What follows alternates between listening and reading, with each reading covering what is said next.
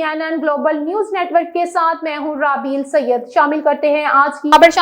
जिले इंतजामिया की तरफ से ग्रैंड सर्जरकारी मुहिम का आगाज कर दिया गया। डिप्टी कमिश्नर ननकाना मोहम्मद साहब मोहम्मद तस्लीम अख्तर राव की जेरे निगरानी assistant commissioner Sana Sharafat, medical superintendent doctor Rashid Mahmood ने तहसील हेडक्वार्टर हस्पताल में पौधा लगाया। इस मौके पर डॉक्टर राशिद महमूद ने कहा कि दरख्त लगाना एक ऐसा अमल है जिससे न सिर्फ माहौल को फायदा होता है बल्कि पौधे लगाने वाले को इसका कार्य खैर काम मरने के बाद भी अजर मिलता रहता है। हमें चाहिए कि अमली तौर पर दरख्त लगाएं और इनकी हिफाजत के हवाले से हजूर करीम सल्लल्लाहु अलैहि वसल्लम की तालीमात पर अमल पैरा हो। नबी करीम सल्लल्लाहु अलैहि वसल्लम ने अपनी हयात के दौरान मुख्तलिफ मौकों पर दरख्त लगाने समेत फितरत की अहमियत और माहौल की देखभाल पर जोर दिया। उन्होंने अपने सहाबा को भी दरख्त लगाने का दर्स दिया। 1400 साल कबल हजरत मोहम्मद सल्लल्लाहु अलैहि वसल्लम की तालीमात माहौलियाती तहफ़्फ़ुज़ के अनासिर